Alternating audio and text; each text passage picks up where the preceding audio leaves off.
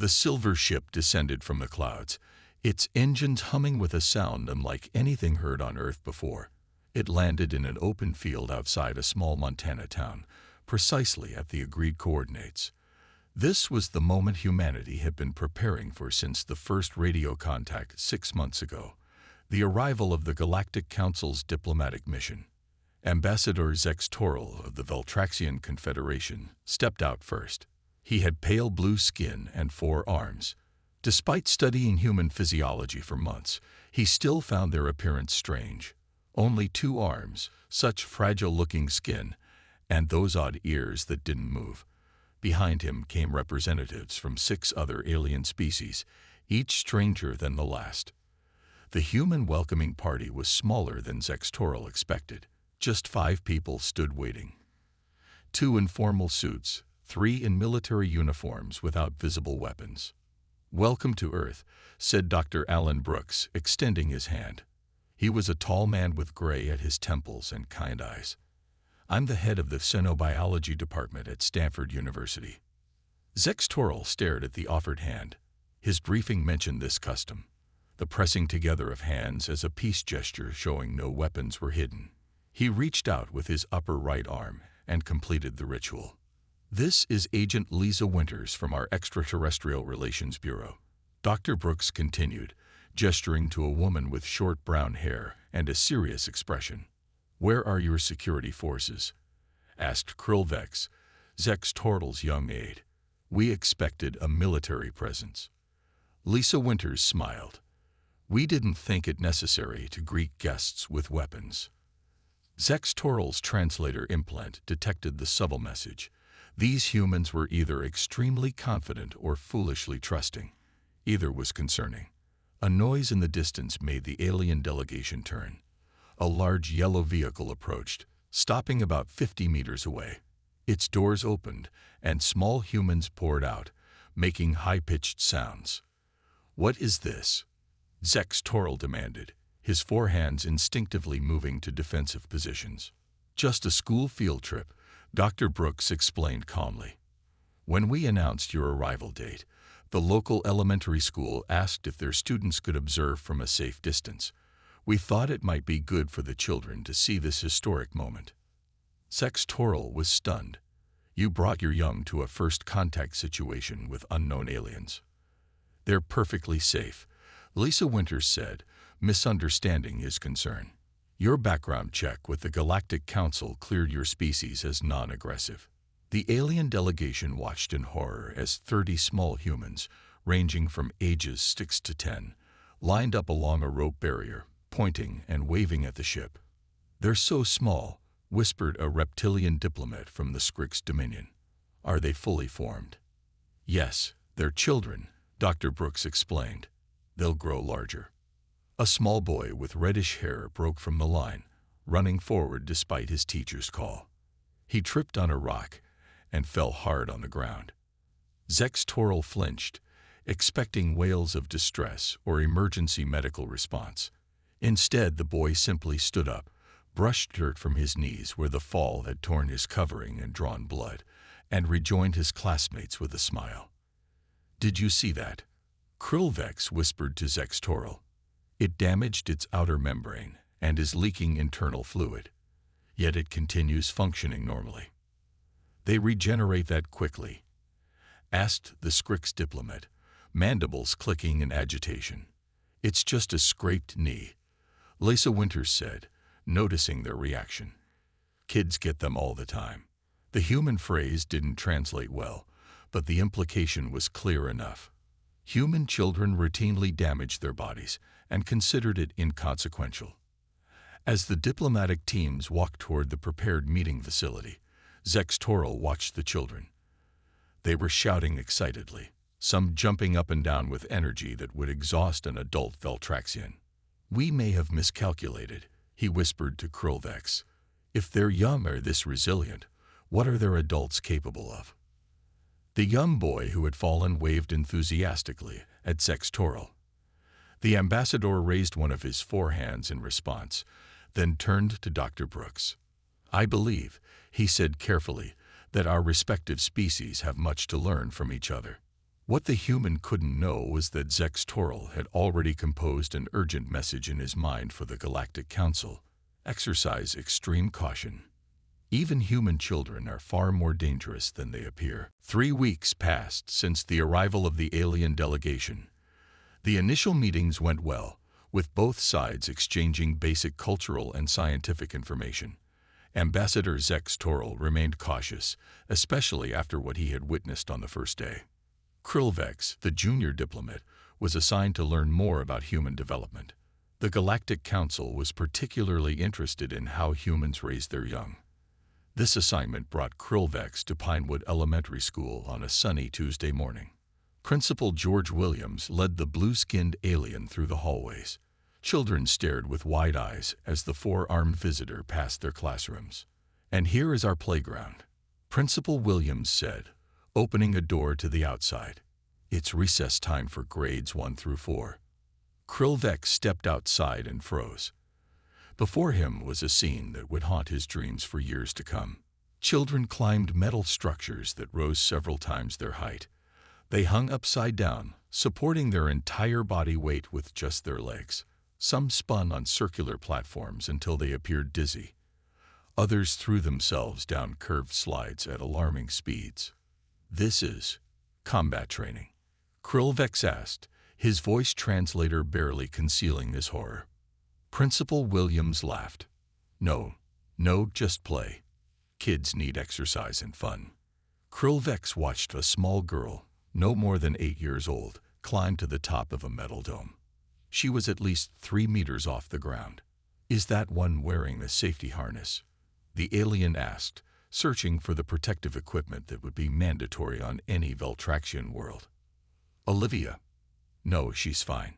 She climbs that every day." As they watched, Olivia reached the top, waved to her friends, and then jumped to a nearby platform, landing with perfect balance. "Remarkable reflexes," Krillvex muttered, recording everything with his ocular implant. Across the playground, 2 boys wrestled on the ground. They grabbed each other's arms, rolled in the dirt, and laughed the entire time. "Those 2 are fighting. Shouldn't we separate them?" Krillvex moved forward, but Principal Williams put a hand on one of his 4 arms. "They're just playing. See, they're smiling. If it gets too rough, the monitor will step in." Krillvex noted the single adult watching over 40 children. On his world, younglings required one-to-one supervision at all times. A loud thump drew his attention. A boy had fallen from a swing, landing hard on his side. Krillvex waited for the emergency response, for medical teams to rush in. Instead, the boy stood up, brushed off his pants, and ran to get back in line for the swing. "He's not injured?" Krillvex asked. "Kids bounce back quick," Principal Williams said with a shrug. The alien observed a girl carrying her younger brother across the playground. The smaller child must have weighed at least 15 kilograms, yet the girl carried him with ease. The Veltraxian adult would struggle with such a burden. "How old is that female?" Krillvex asked. "Lily, she's 9. That's her little brother Max. He's 4. 9 years of development, and already strong enough to carry half her body weight." Krillvex made special note of this. The noise level rose as a game of tag spread across the playground. Children ran at full speed, changing directions instantly, some leaping over obstacles without breaking stride. "These are average specimens of your young?" Krillvex asked. "Pretty typical kids," Principal Williams confirmed. "Would you like to see the gymnasium now? The 5th graders are playing dodgeball." Krillvex's 4 hands trembled slightly as he composed a message to Ambassador Zex Toral. "Urgent update on human young. They are deliberately exposed to danger as training. They fall from heights and continue functioning. They engage in simulated combat for enjoyment. They display strength and endurance beyond our predictions. Recommend immediate reassessment of threat level." As they walked back inside, Krillvex heard a child say, "The alien has 4 arms. I wonder if he can climb twice as fast as us." The innocent question sent a chill through his body.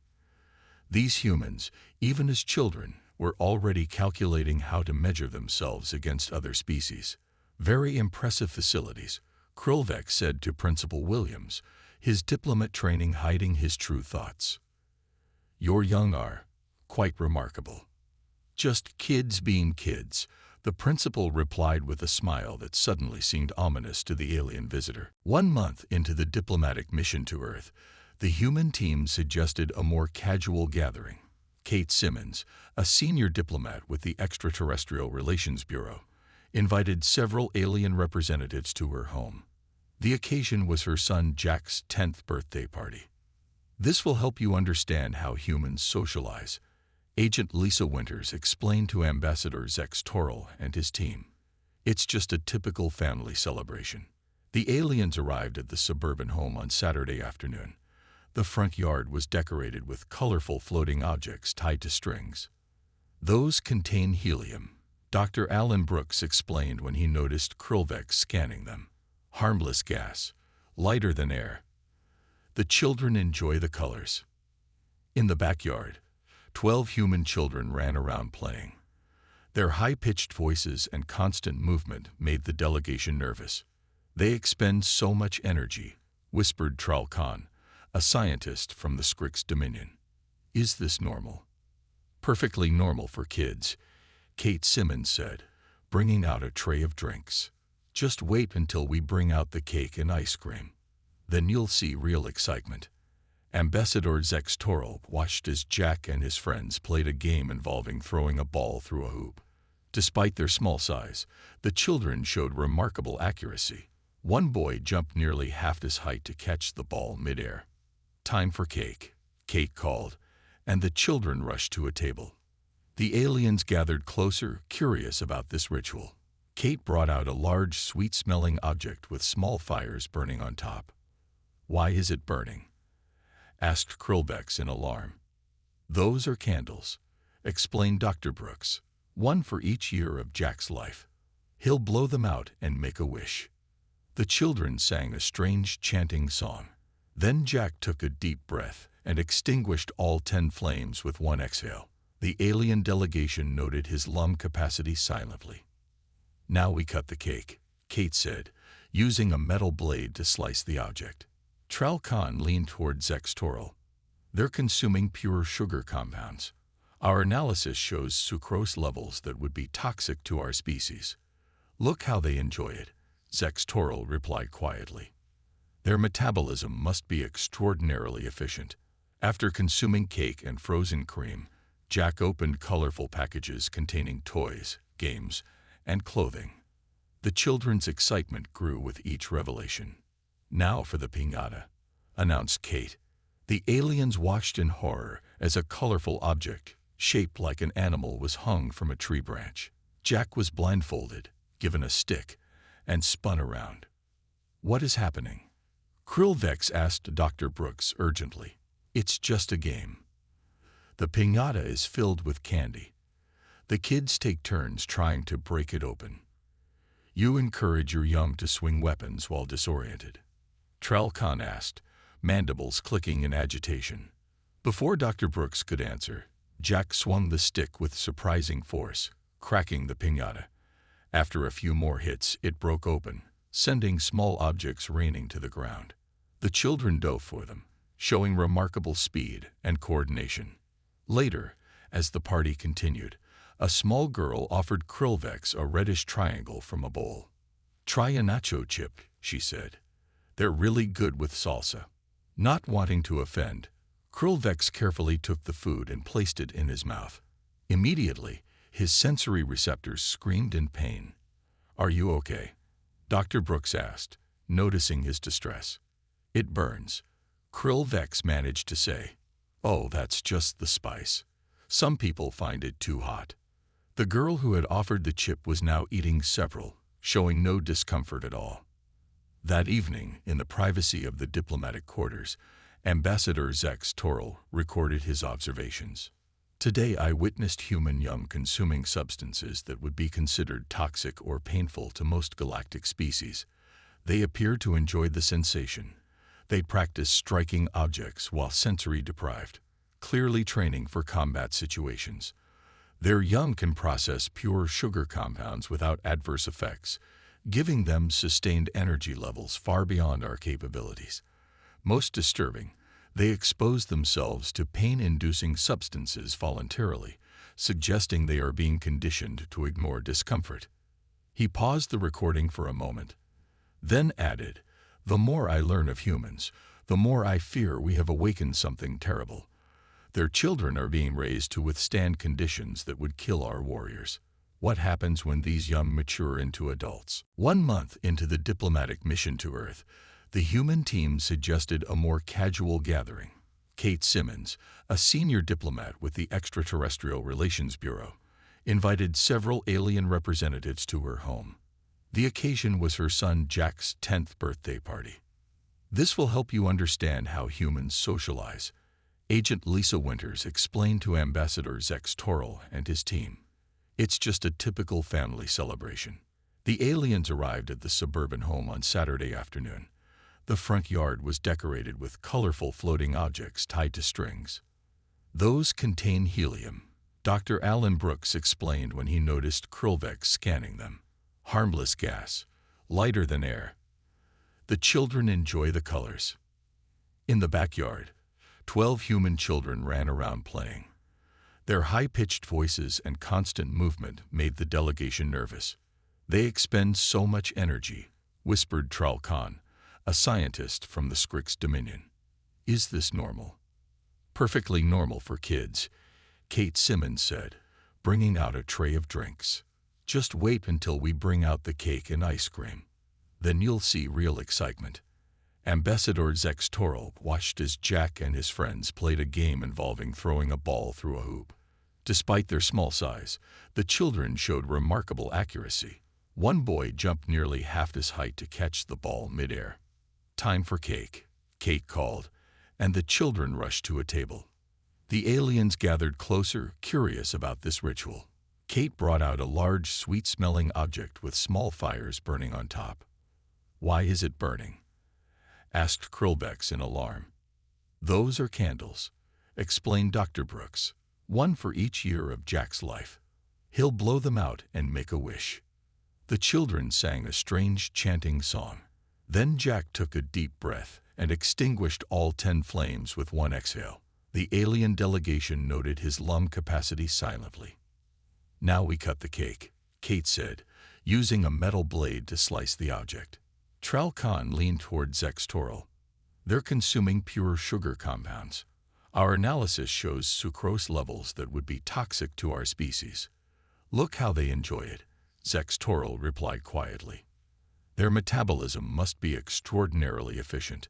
After consuming cake and frozen cream, Jack opened colorful packages containing toys, games, and clothing.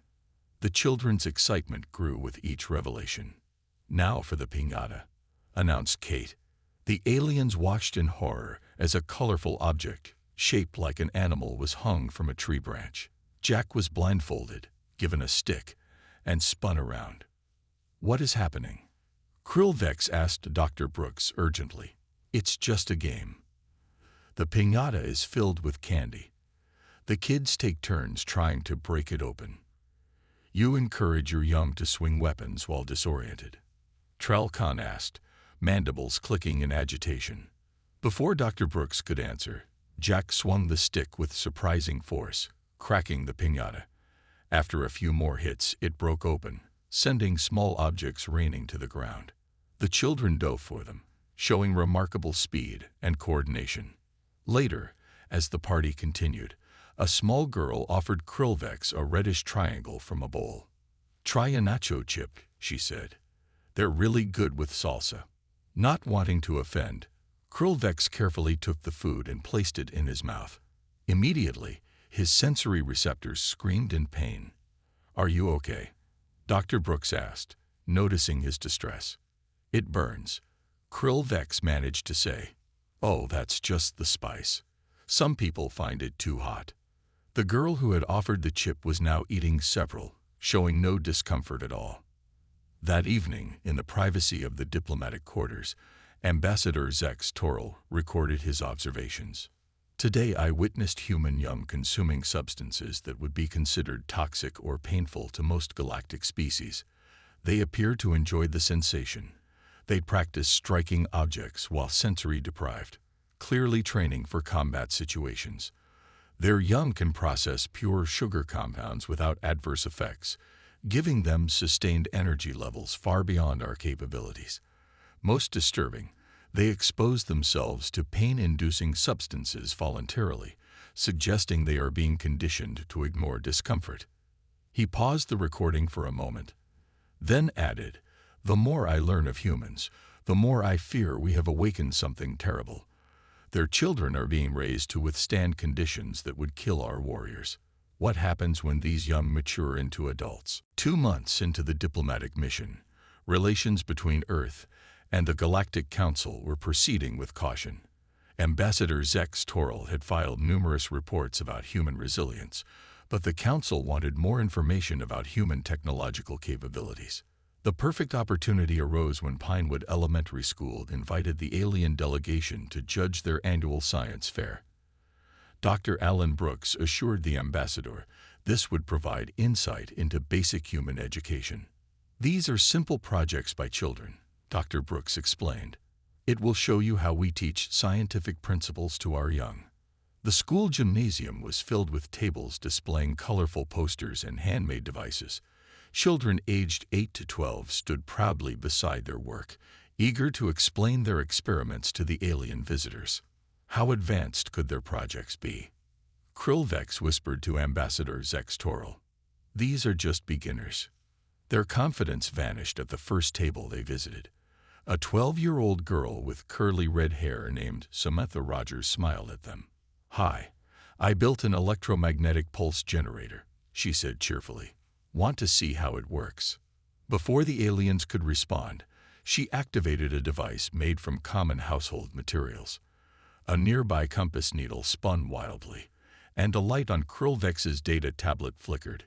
"It temporarily disrupts electronic equipment within a 3-foot radius," Samantha explained.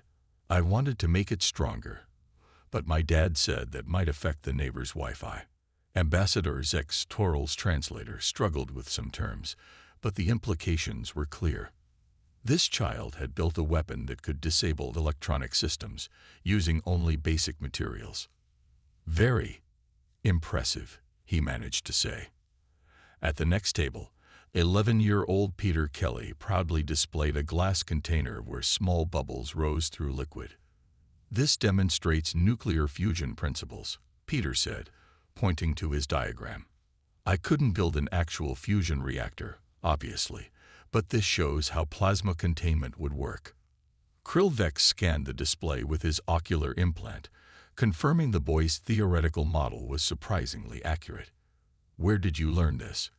Ambassador Zex Toril asked. "Mostly online videos," Peter shrugged. "My mom helped me with the glasswork, since I'm not allowed to use the torch by myself yet."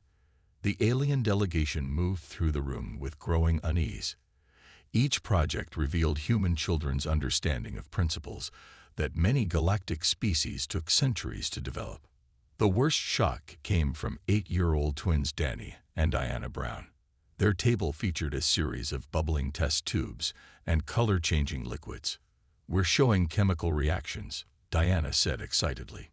Danny pointed to a particular formula on their poster. "This one was really cool. It creates an exothermic reaction that reaches over 200 degrees. Tralcon, the Skrik scientist, studied their formula and turned 3 shades paler. With minor modifications, the compound would match a military explosive used by Galtraxian forces." "Did your teachers help you discover this?" Tralcon asked carefully. "Nah, we just mixed stuff in our mom's kitchen until we found something interesting," Danny said. "We only caught the curtains on fire once." The twins laughed as if this near disaster was amusing. During a break in the judging, the alien delegation gathered in an empty classroom. "This cannot be normal education," Krillvex insisted. "These must be their most gifted young." Principal Williams overheard as he entered with refreshments. "Not at all. These are average students. You should see what our advanced science program creates." After the event, Ambassador Zex Toril sent an urgent encrypted message to the Galactic Council. Human education system appears designed to foster weapons development from earliest ages, children independently creating technologies that match our military capabilities. Most concerning, they do this for fun and receive rewards for the most destructive potential. Theory: humans use their young's creativity to solve military challenges. Their educational gatherings are actually research and development competitions. That night, the ambassador added to his private log, "If their children casually create weapons prototypes at play events, what do their actual military scientists produce? We must proceed with extreme caution." After 3 months on Earth, tensions between humans and the Galactic Council delegation were rising. The aliens had filed numerous concerning reports about human capabilities, and the Council was considering limiting further contact.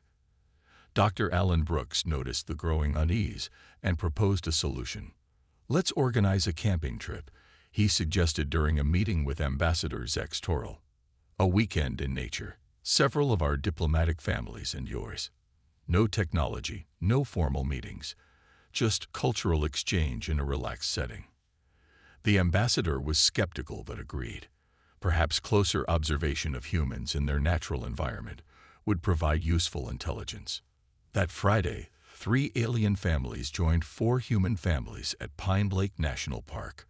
The humans brought tents, sleeping bags, and cooking equipment. The children ran ahead, eager to explore the woods.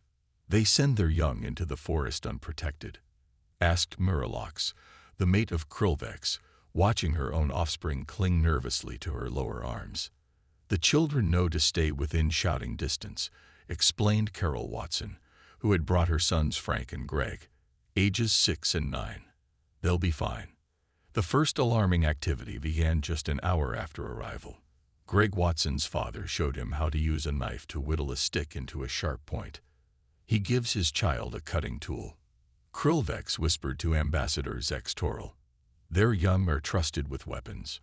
"It's just a pocket knife," Dr. Brooks explained, overhearing. "Most kids get their first one around age 7 or 8. It's a tool, not a weapon." The ambassador noted how confidently the boy handled the blade, testing its sharpness with his thumb without showing fear of cutting himself. Later, the humans began building a fire. To the aliens' shock, they invited the children to help. "Come on, Lily," called Bill Anderson to his 6-year-old daughter. "Time to learn how to start a fire." The alien observers watched in horror as human parents taught their children to create and control flames. The young humans gathered wood, arranged stones, and even helped light the match. Fire management is a basic survival skill, Lisa Winters explained to the concerned aliens. Better to learn young in a controlled setting. As night fell, the humans gathered around the fire to share stories. The alien children huddled close to their parents, uncomfortable with the darkness and wild sounds of the forest. The human children, however, seemed energized by the night. "Tell us a scary story," Greg Watson pleaded. The stories humans shared around the fire disturbed the alien adults deeply. Tales of humans surviving against impossible odds, facing terrible dangers, and emerging stronger. Even their entertainment centered on overcoming hardship. "And that's how the pioneer family survived their first winter," finished Carol Watson. "By working together and never giving up, even when it seemed hopeless." The alien children shivered in fear. The human children asked for more. As everyone prepared for sleep, Ambassador Zex Toril was shocked yet again. "Your young will sleep outside, in these thin shelters?" he asked Dr. Brooks, examining a tent with disbelief. "It's perfectly safe. The tents keep out rain and insects. But the temperature will drop significantly. What about larger predators?" Dr. Brooks laughed. "There aren't any dangerous animals in this park, and kids love camping. It's an adventure." Around midnight, a summer storm rolled in. Rain pounded the tents, and lightning flashed across the sky. The alien families huddled together in fear as thunder boomed overhead. Krillvex peered out of his shelter, expecting to see panic among the humans. Instead, he saw human children sitting up in their tents, faces pressed against the mesh windows, watching the lightning with delight. "Look at that one!" Frank Watson shouted as a particularly bright bolt streaked across the sky. Awesome! They were treating a deadly electrical storm as entertainment. The next morning, as they packed up to leave, Ambassador Zex Toril made notes on his datapad. Human young are deliberately exposed to survival conditions as recreation. They are taught to create fire, use edge tools, and endure weather extremes from earliest ages. Most disturbing, they appear to enjoy these hardships. The storms that terrified our young excited theirs. Recommendation: reassess human threat level. Their natural environment alone would kill most species' children, yet humans intentionally expose their young to these conditions to make them stronger. 4 months into the diplomatic mission, the alien delegation had collected extensive data on human resilience. Yet they still did not understand how humans could recover from injuries that would be fatal to most galactic species. An opportunity to learn more came unexpectedly when 10-year-old Ben Miller fell from a tree during a neighborhood baseball game. Dr. Alan Brooks called Ambassador Zex Toril personally. "I know your team has questions about human medical care. Ben's parents have agreed to let your medical officers observe his treatment, if you're interested." 2 hours later, Tral Khan and the Veltraxian medical officer, Dex Mirren, stood in the emergency room of County General Hospital. They watched as doctors examined Ben's arm, which bent at an unnatural angle. "Multiple fractures of the radius and ulna," explained Dr. Susan Ford, the attending physician. "He fell about 15 feet from an oak tree." "Will the limb require replacement?" asked Dex Moran. Dr. Ford looked surprised. "Goodness, no. It's a clean break. We'll set it, cast it, and it should heal in about 6 weeks." The aliens exchanged glances. On their worlds, such severe bone damage would require artificial replacement or regeneration therapy. "The bone will reconnect naturally?" Tral Khan asked. "Of course. Children's bones heal remarkably well," Dr. Ford said. "Ben, we're going to set your arm now. It's going to hurt, but only for a moment." The aliens braced themselves, expecting the child to be sedated for such a painful procedure. Instead, the boy remained fully conscious, gripping his father's hand as the doctor manipulated the broken bones back into position. Ben winced and bit his lip, but made only a small sound of pain. A tear rolled down his cheek, but he quickly wiped it away with his good hand. "You're being so brave," his mother said, stroking his hair. "Will I still be able to play in the soccer tournament next month?" Ben asked as the doctor began wrapping his arm in casting material. "I'm afraid not," Dr. Ford answered. "But you'll be ready for the spring season." The boy looked disappointed but not devastated by this news. The child is more concerned about returning to physical competition than his injury, Dex Mirren noted quietly to Tral Khan. After Ben's arm was set, Dr. Brooks took the aliens on a tour of the children's ward. Each case they observed seemed more alarming than the last. A 7-year-old girl recovering from appendix removal was already sitting up in bed, playing a game on a tablet. "Her internal organ was surgically removed just yesterday," whispered Dex Moran. "Yet she shows minimal distress." An 8-year-old boy with a serious leg injury from a bicycle accident told the aliens he couldn't wait to get back on his bike. "Next time, I'll make it all the way down Suicide Hill," he said with a grin. The name of the hill alone made the alien skin pale. Most disturbing was a 12-year-old named Kevin who had been in a car accident. Multiple fractures were mending beneath his skin. He showed the aliens his x-rays with pride. "The doctor says my collarbone will be stronger where it healed," Kevin explained. "Pretty cool, right?" On the way back to their compound, the alien medical officers were silent. Finally, Dex Mirren spoke. "Their healing abilities are beyond anything in our records. Their bones actually grow stronger at the breakpoints. Their young view recovery as inevitable, not miraculous."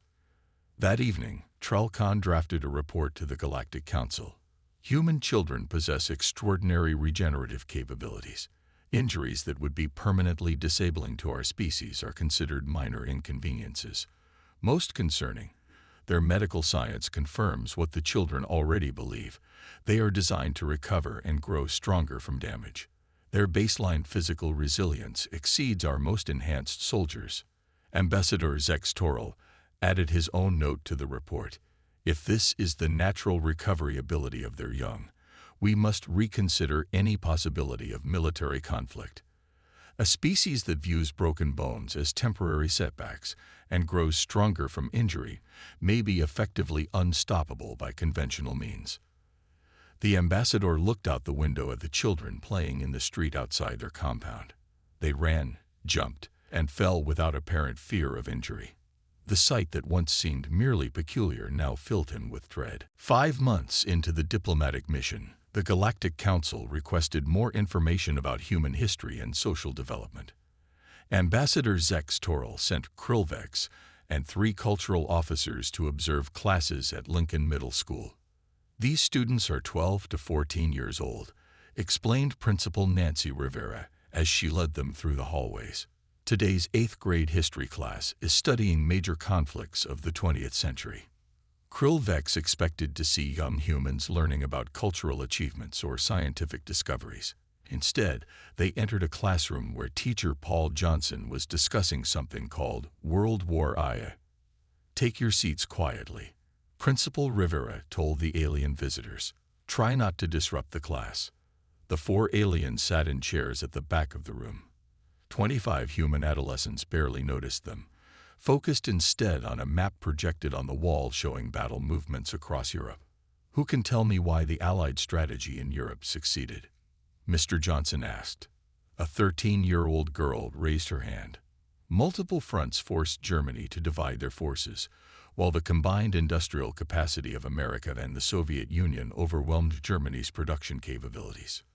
Krillvex recorded this answer with growing concern. This young human was casually discussing complex military strategy. "Excellent, Olivia," the teacher said. "And what about the Pacific Theater?" A boy near the front spoke up. "Island hopping let the Americans bypass heavily defended positions and cut off supply lines. Then atomic weapons forced Japan's surrender without a land invasion." The alien observers exchanged alarmed glances. These children were discussing weapons that could destroy entire cities as if they were simply another topic to memorize. "Now for our debate topic," Mr. Johnson continued.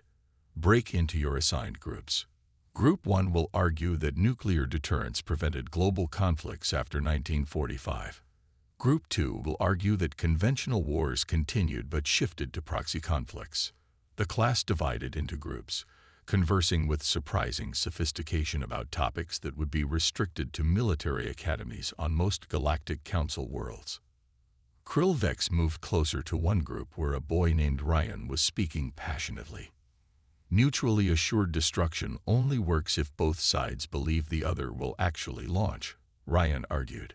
"The real question is whether humans would really end all life on Earth over political differences. We've come close several times," another student countered. The Cuban Missile Crisis nearly went hot. A girl with glasses shook her head. "But it didn't, which proves deterrence works.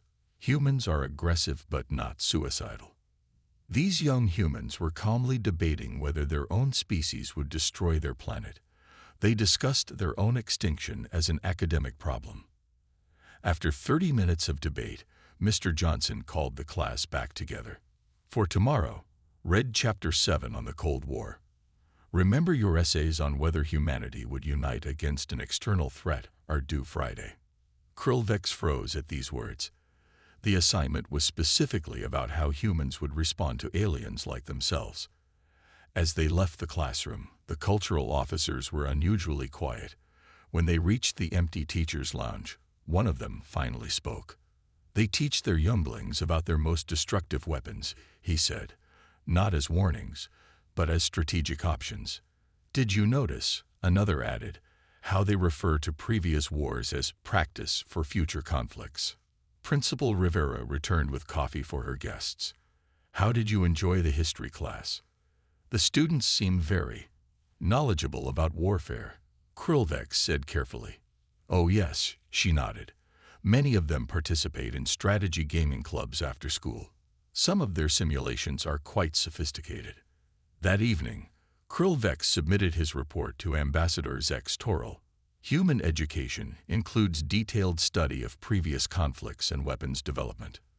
Their young casually discuss planet-destroying technology and debate the psychology of mass destruction. Most concerning observation, their educational exercises specifically consider responses to species like ours. Their young are being mentally prepared for interstellar conflict as part of standard education. The ambassador read this report twice before adding his own observation. We initially feared human physical resilience. Now I find their psychological preparation equally disturbing. Their children understand concepts of existential conflict that our specialists struggle with. They are raising a species that views conflict as inevitable and survival as the only acceptable outcome. 6 months after first contact with Earth, the Galactic Council convened an emergency session on their homeworld. Representatives from 27 spacefaring civilizations gathered in the Great Circular Chamber. Ambassador Zex Toril and his team presented their findings on humanity. We have submitted detailed reports, Zex Toril began, standing before the council with all 4 hands clasped in formal posture. Today we will summarize our most critical observations about humans, particularly their young. Holographic images appeared above the center of the chamber, showing human children at play, in schools, and recovering from injuries. First, Zex Toril continued, human children possess physical resilience comparable to elite warriors of many council species. They routinely fall from heights, collide at speed, and damage their outer membranes without lasting harm. Video played of children on playground equipment, falling and immediately getting up again. Second, their educational system appears designed to encourage problem-solving skills applicable to warfare and survival. Their young create devices that could, with minimal modification, serve as weapons. The display showed images from the science fair, focusing on Samantha's electromagnetic pulse generator. Third, human children are deliberately exposed to pain, danger, and difficulty as part of normal development. What we would consider emergency survival situations, they call camping and treat as recreation. Footage from the camping trip played, showing children helping build fires and weathering the storm with excitement rather than fear. Fourth, human children view recovery from injury as expected, not miraculous. Their medical technology confirms that damaged human tissue often heals stronger than before. The council members murmured in concern as they watched Ben Miller getting his broken arm set while conscious. Finally, Zex Toril said, even their education and entertainment contain elements of combat training and endurance building. Their young study past conflicts not as warnings, but as strategy lessons. The display showed the middle school history class debating nuclear deterrence. As the ambassador concluded his presentation, the chamber fell silent. Finally, the council leader, an ancient being from one of the oldest galactic civilizations, spoke. You believe these humans pose a threat to galactic peace? Zex Toril considered his answer carefully. Not intentionally, High One. Humans do not seem aggressive by nature, but they are instinctively prepared for conflict in ways we are not. Their history is filled with struggles for survival that have shaped their development. What do you recommend? Asked another council member. Classify Earth as an extreme caution world, Zex Toril replied.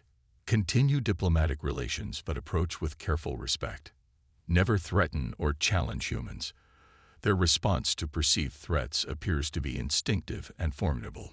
The council debated through the night. Some suggested limiting human expansion into space. Others proposed sharing technology to make humans less fearful. A few extremists even suggested containment measures to isolate Earth from the rest of the galaxy. In the end, the council leader raised all 4 of his tentacles for silence. We have existed for 50,000 years by exercising caution. The leader said, we will classify Earth as Ambassador Zex Toril suggests. Extreme caution. We will continue peaceful contact, but allow humans to develop at their own pace. We will neither provoke nor restrict them. The vote was unanimous. 3 days later, as the diplomatic mission prepared to return to Earth with the Council's decision, Zextoril visited a human park near their compound. He wanted one final observation of human children.